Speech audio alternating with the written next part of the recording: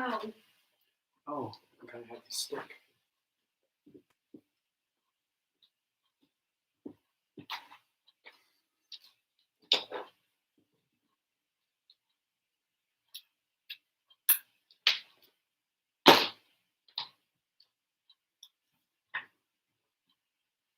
All right. Hello, everyone. Time for another edition of Stories with Grandmother Drum.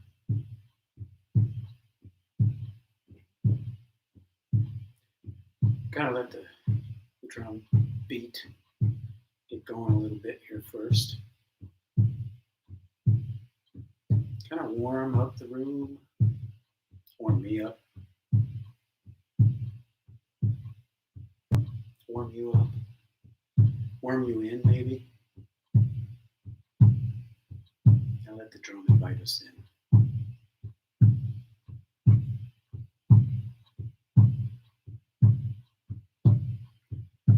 And I've just been wanting to check in with people. How's everyone doing? We're into, what is this? The third month of quarantining and sheltering in place and the world being kind of turned upside down, no school, no work for a lot of people, extra work for a lot of other people. It's been some pretty crazy times.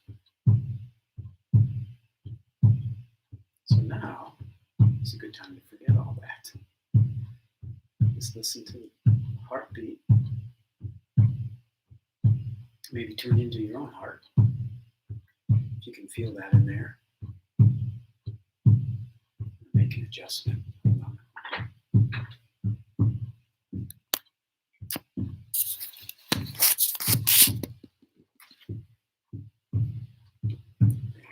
Keep ground going.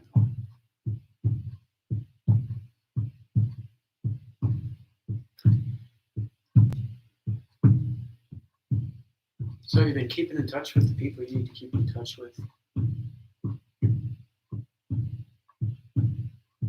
I mean, like, sometimes you can be really close to people for a while, and then maybe you don't even want to see them at all, and you're not really staying in touch. You might be in proximity.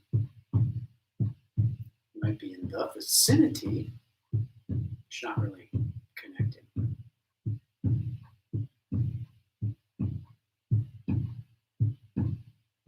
Take a little time. Maybe a deep breath.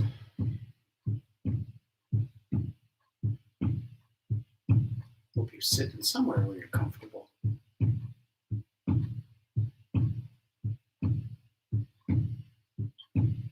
Letting the day go by you.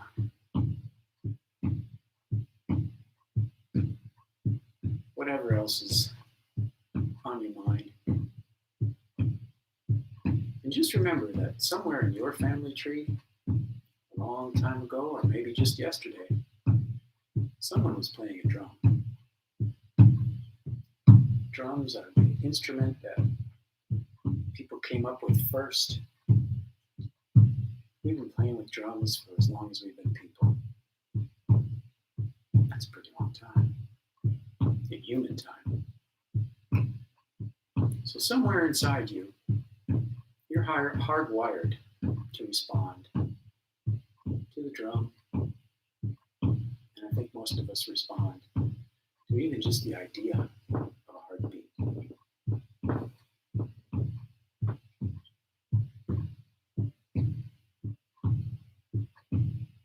And just that sound alone can be a nice meditation. Now, some of you might be paying close attention. Maybe you've watched a few of these with me before. Let me know if you notice any difference in the sound today. But with a really soft stick, I've worked on 2 mics here. I think I've got this camera thing together. Although I can't see any of your responses right now. So if you are out there, or maybe I'm not even on, I have no way of telling. But hopefully it's working out. But what I was after was a little bit softer sound, so the drum could resonate a little more. It's a vibrational instrument. feeling the heartbeat and feeling the drums is every bit as important as hearing it. In fact, it might be more so. So before I get into the story of fixing the sky, which I want to tell you tonight, I just want to tell you a little bit about drums and vibration in the form of a story about seeing one of the world's greatest percussionists. And her name is Evelyn Glennie. And Evelyn Glennie is from Scotland. And ever since she was a little girl, she had the dream that she wanted to be a world-renowned percussionist and play with all the world's great orchestras. And she was very good at percussion in spite of gradually losing her hearing. So by somewhere around the age of 12, she was deaf. But because she had learned to talk before going deaf, she could come up, she got good at reading lips, she could speak to people, they wouldn't even know she was deaf. And she talks about being able to feel the drums. There's a movie made about her life, or at least her musical life, called Touch the Sound. And it goes into that in some detail. I had heard about her and got a couple of her CDs, and I got to go see her in concert. She played down at Stanford. And it was really amazing. She's just a solo percussionist. She comes out in this beautiful sequin gown and bare feet. And she played everything that night, from clay pots to timpani drums, used everything from chopsticks to found materials for drumsticks. Everything she touched, she made sound amazing.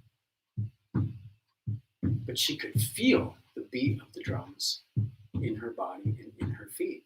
And then as I looked around the audience, I noticed that a lot of people were talking amongst themselves using sign language. She had a pretty good following of people who were also deaf, who came to see and hear and feel her play the drums, play percussion. And I learned a lot that night watching her just as a percussionist, but also just what she meant to the other people in the audience who couldn't hear. And how much of what we do in life, and especially with a drum like this or music, is vibrational. You feel it on a vibrational level. So I wanted to get the sound right for you, and I hope you're feeling that. All right, we've gone a little while. Now we're starting to get to our entrainment stage here. You're starting to hopefully zone in on the drum. I know I'm starting to feel it.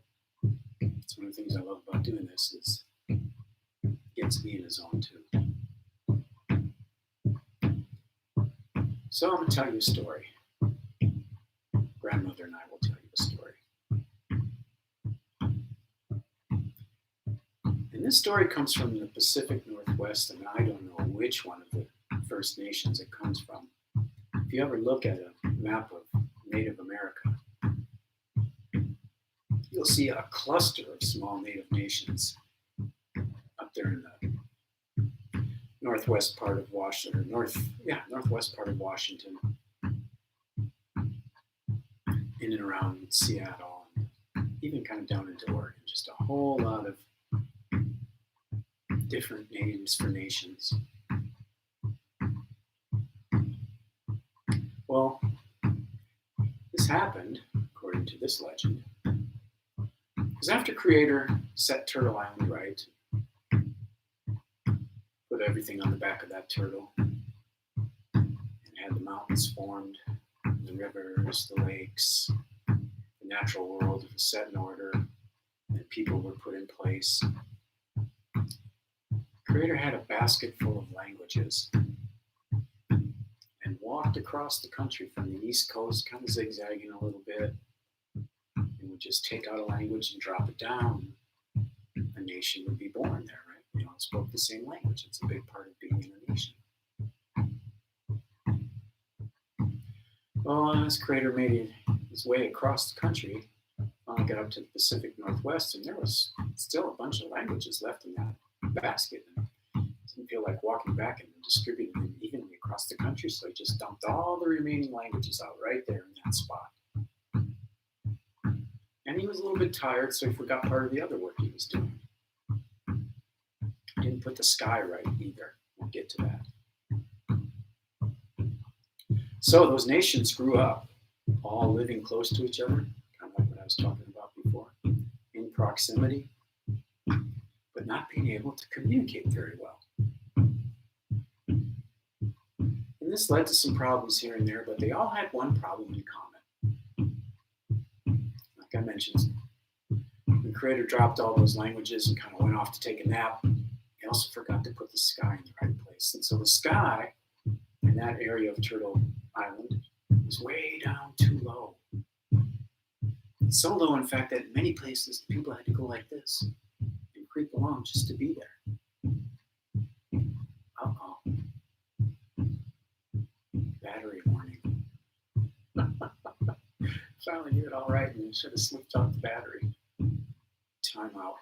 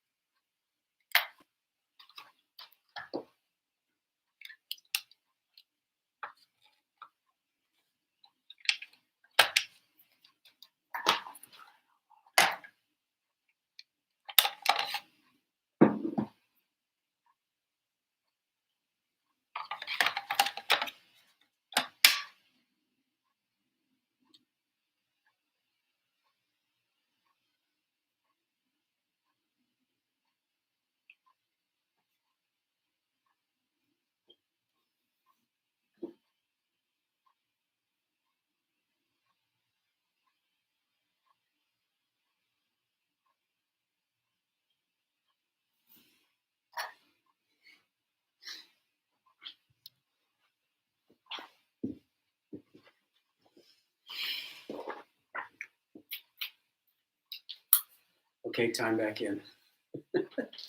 Gotta take a time out.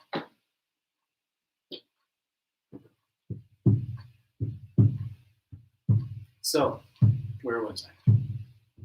Languages spread all around, and people with a sky that hung down too low. And the sky was like really thick in some places, so the people would be banging their heads on it. They had to, crouch down like this. It was very uncomfortable. And then, to top it all off, Creator left a few holes in the sky. You never know when you're going to run into one of these holes. But it would make it so that a person could crawl right up into the spirit world. Now, the people, even though they were new people, they knew that the spirit world was for spirit people and spirit animals. And this world down here was for people and the animals on the earth. And they weren't supposed to be mixing like that. Plus, this crouching down and banging into the sky was getting to be uncomfortable. So despite all of them not speaking the same language, one group decided to send a messenger around to all the different peoples in that part of Turtle Island and call them to a council. This took a little while, but it happened. And all the people came, some of them again, they had to crouch down. Some spots you bang your forehead. We got to the spot and had a big council. And through the few shared words that they had, and by drawing pictures in the dirt and explaining how they felt and what needed to be done, they came up with a plan. Each person would go back to their nation this council. And on the morning of the third sunrise, they would all make an effort to push the sky up to where it belonged. But in order to know, they were all in unison, kind of like people do nowadays. You go out at 8 o'clock and howl. They came up with one word that everybody had. They said, we're going to all use the same word. And the word was Yah-ha, 2 syllables. So the idea was, they would all look, and they all designated a certain mountain in the east. And they said, when the first ray of sunlight comes up, count to 3, all the people will, from a crouched position, put their hands up and yell, Yah-ha! And push the sky back up where it belongs. It seemed like a great idea. So everyone went back, told their prospective people. And they waited 3 days. And on the morning of that third day, people crouched down and they said, Yah-ha! Are you guys with me on that? Because it takes everybody. Let's try again. 1, 2, 3. So all of you got to gather up and get with me on here. And on the count of 3, we're going to push the sky back up.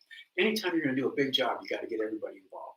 So 1, 2, 3, Yah-ha! And the people pushed. And the sky went up, up, up, up, up. But not everyone joined in, so the sky came back down. Fortunately, the people who had gathered in that council were wise, and they knew it might take more than one try. So they said, if it doesn't go up the first day, we'll do the same thing the next day. Make sure you get everyone to help, because they had a feeling that if everyone would help. Well, about that time, a couple of young men from one of the nations was out hunting deer. And they said they didn't have time to get involved in this because they were about to get the best buck they had ever seen. So, sunrise the next morning, people from nations all over the northwest of Turtle Island gathered again, crouched down, grabbed on. Sun came over the hill. Yah-ha! Are you all in on this? Get ready. 1, 2, 3. Yah-ha! And they pushed. And the sky went up, up, up, up, up. Way up higher than it went before, but still came back down. Now it was a lot more comfortable. They didn't have to be crouched down so much anymore, but they knew the sky belonged way up there, where the 2 worlds, the earthly world and the spirit world, couldn't mix. Fortunately, it was wise people who came to that council, and they knew that they might have to have a little extra effort. And they said, on the third day, make sure you get everyone involved. And if the sky's gone up a little bit, make sure everyone has a pole or a stick, something to hang on to so they can push up.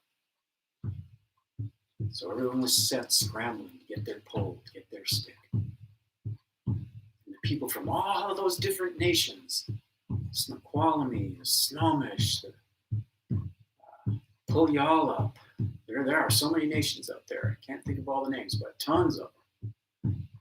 They all crouched down, holding their logs, holding their sticks. And the morning comes, the third morning. You guys got to be in on this. Now, if we all do it right, maybe we can put the sky back up. And we could really use the sky to go back up to the right place if you know what I mean right now. So, here comes that sun up over that mountain. Here comes that first ray. You ready? 1, 2, 3. Get your stick, your imaginary stick. Do whatever you got to do. You guys at home, yell it out nice and loud. 1, 2, 3. Yah-ha! And everyone pushed with their sticks like that, except those 2 young men who were hunting that deer. And just at that moment that the people were pushing up the sky, the deer jumped through one of those holes in the sky. And those 2 men followed that deer through that hole. And they were pushed up with the sky.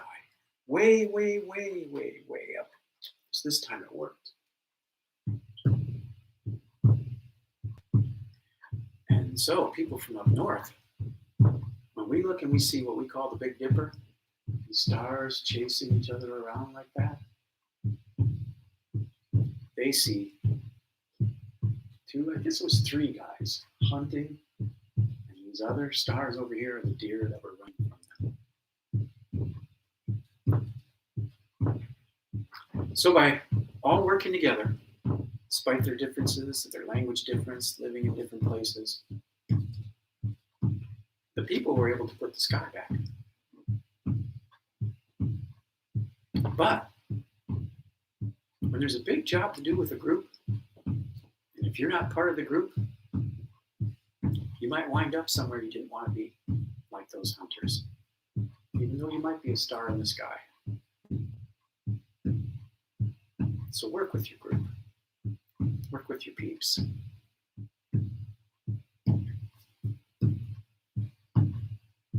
This is a time for us to all come together. This is a time for us all to push that sky up. We need each other.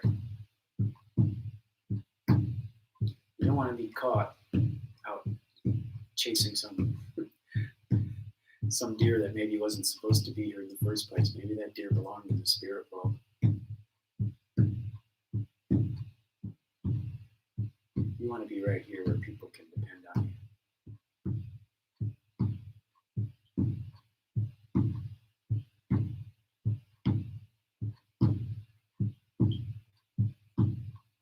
you. There. Are you feeling it? Long about now. Your heart beating at the same rate this drum's going.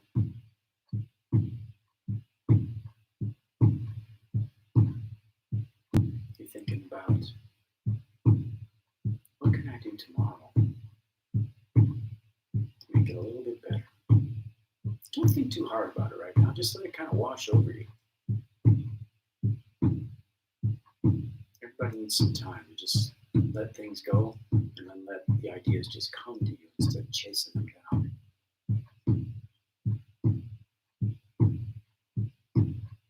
Grandmother Drum, sometimes she does that. Comes across a good idea. Just in the process of letting the heart beat, letting the vibration come to you. And we're like Evelyn Glennie, touching the sound, feeling it vibrate through your whole body.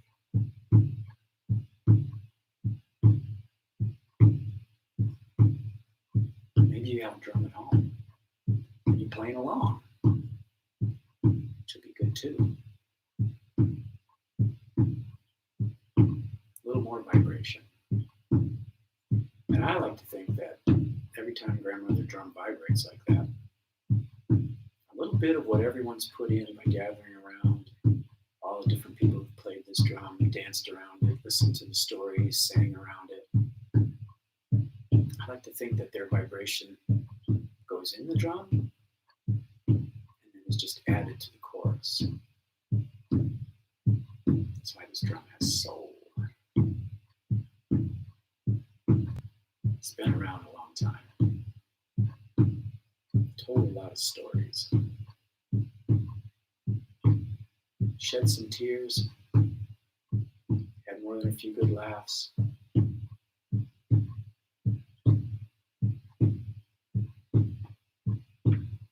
That's medicine.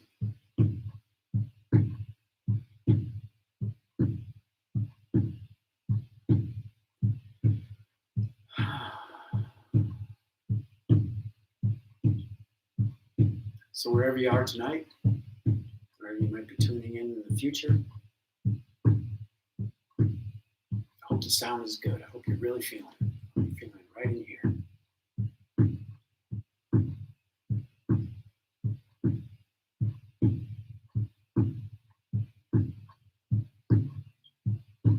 Just let me know.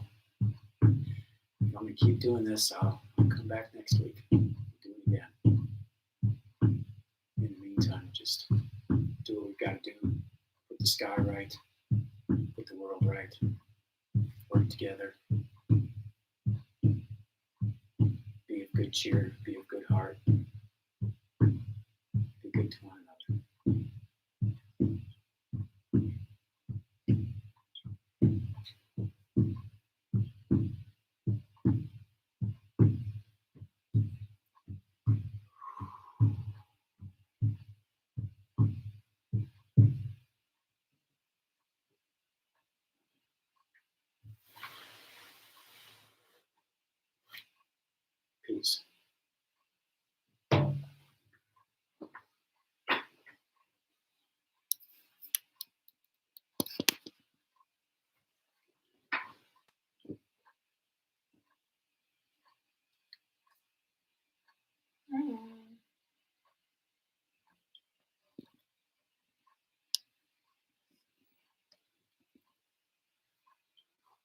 Well, I hope that worked. Don't even know if it did or not.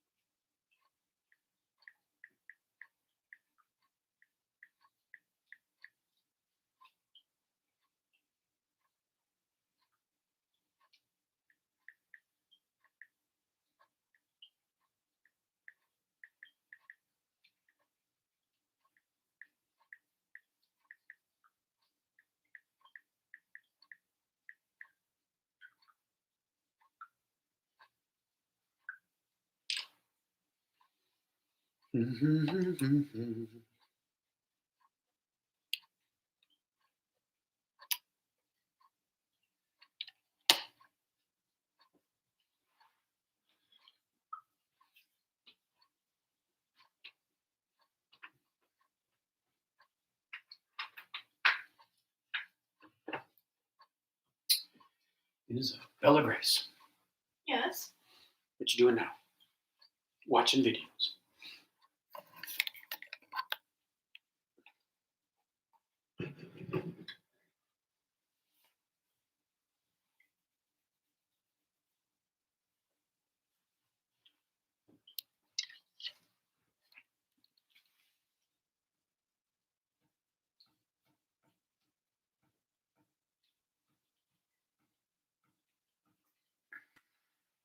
Are you done?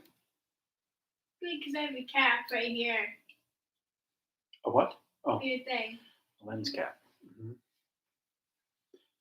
I'll take that. Can I get it?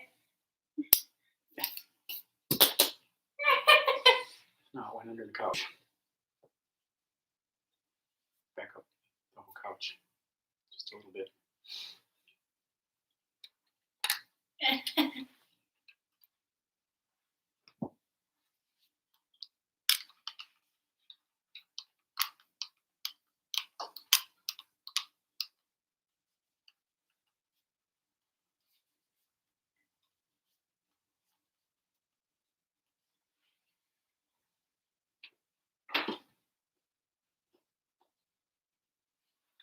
Mark, I'm so hungry.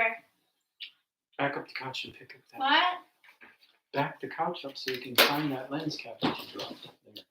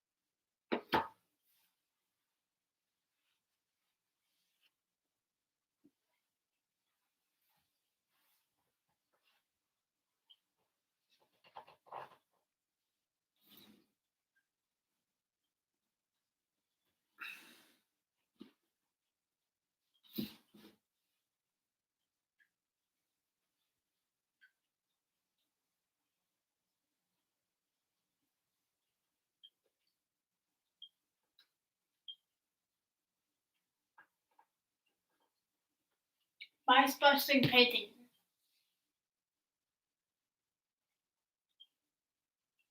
Donald Trump was having a press conference today when he abruptly stormed out. What made him storm out? A question from a reporter. Oh my God. And then they would not listen to his commands. I'm dying. As he tried to bully him. So it's okay. We have the video. You can judge for yourself, and then I'll break it down right afterwards. He's getting a question from Wee Jia Jiang from CBS, and then the person who comes in next is Caitlin Collins from CNN. Let's watch. Many times that the U.S. is doing far better than any other country when it comes to testing. Yes. Why does that matter? Why is this a global competition to you if every day Americans are still losing their lives and we're still seeing more cases every day? Well, they're losing their lives everywhere in the world. And maybe that's a question you should ask China. Don't ask me, ask China that question, okay? When you ask them that question, you may get a very unusual answer. Yes, behind you, please. Sir, why are you saying that to me specifically? I'm telling you, I'm not saying it specifically to anybody. I'm saying it to anybody that would ask a nasty question like That's not that. a nasty Please question. go ahead. Why is it? Okay, anybody else? Please, go ahead in the back, please. I have two No, questions. it's okay. But you We'll go. pointed to me. I have two questions, Mr. Next, President. next, please. That you called on me.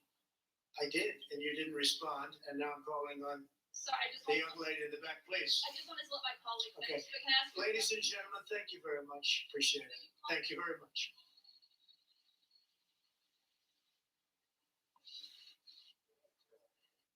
Okay, for the authoritarian right wingers out there, they might like that. Oh yeah, if a woman doesn't listen to you, you just walk out. Okay, to show who's boss. So maybe for them, who cares if it's a woman or not a woman? You just show the press who's the boss.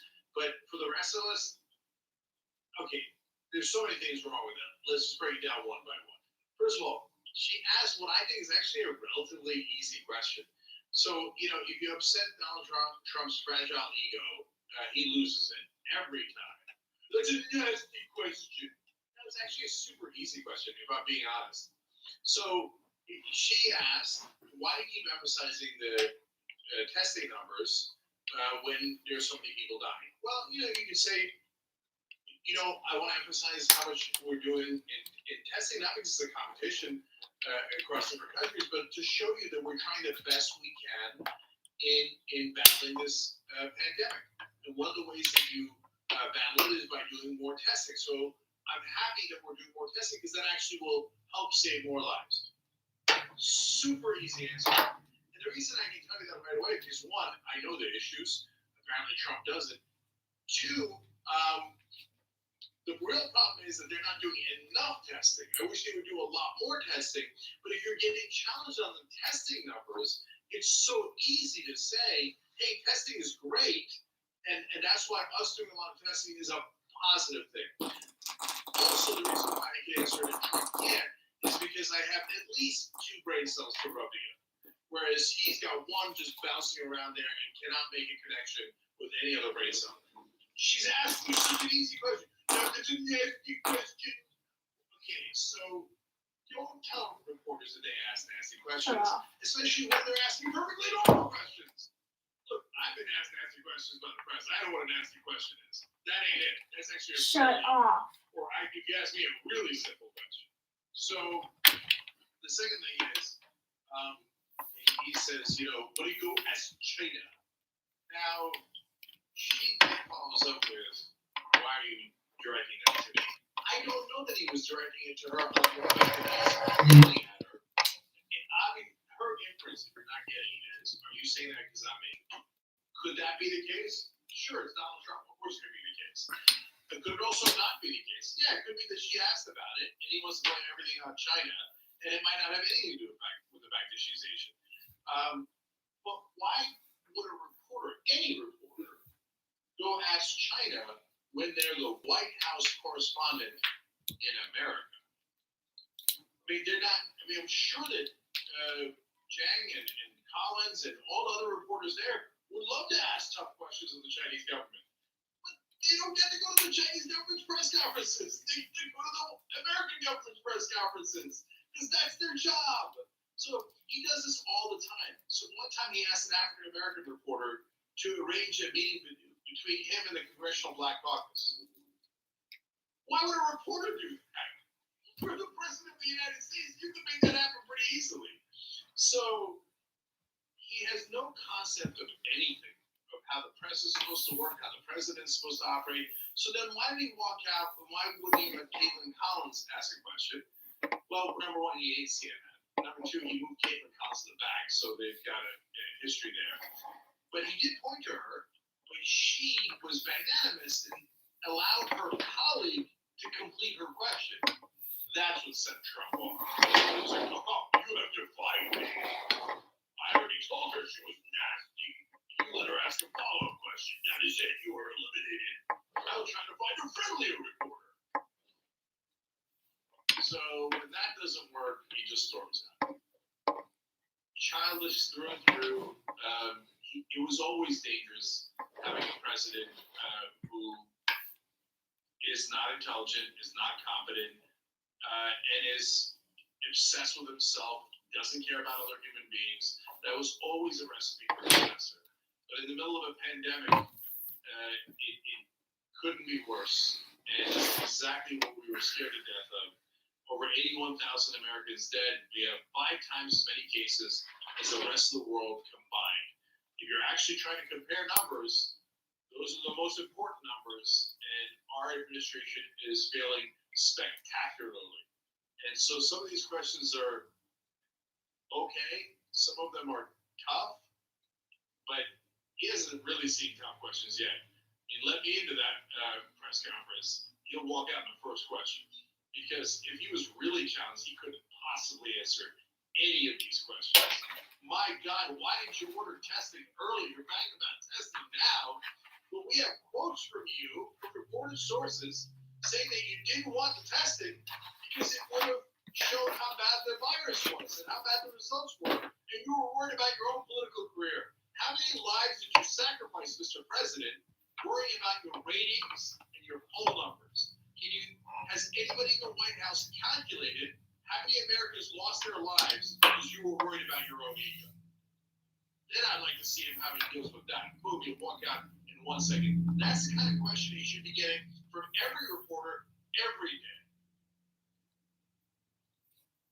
Young Turks. Thanks for watching the Young Turks. Really appreciate it. Another way to show support is through YouTube memberships. You'll get to interact with us more. There's live chat emojis, badges. You've got emojis of me, Anna, John, JR. So those are super fun. But you also get playback of our exclusive member-only shows and specials right after they air. So all that. I'm hungry, Mark. I know you are. When I get this all wrapped up, I'll make you some popcorn.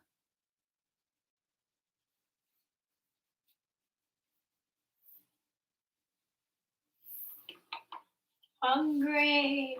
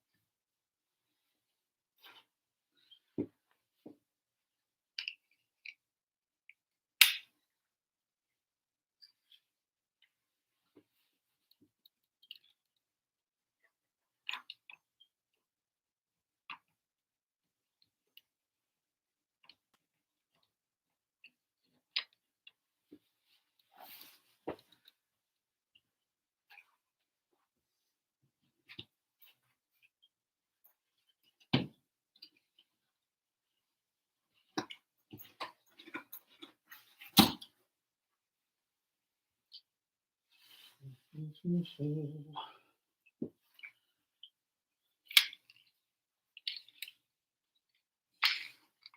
dying, Mark. You look pretty good for someone who's dying.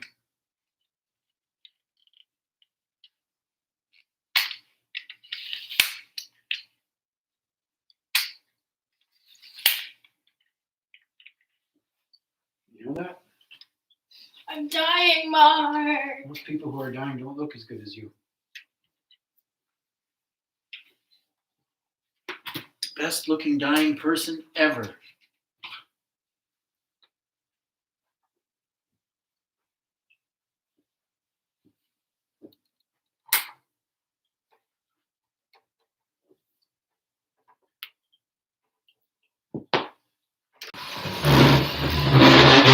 Mark. I'm so hungry. I know you told me that already.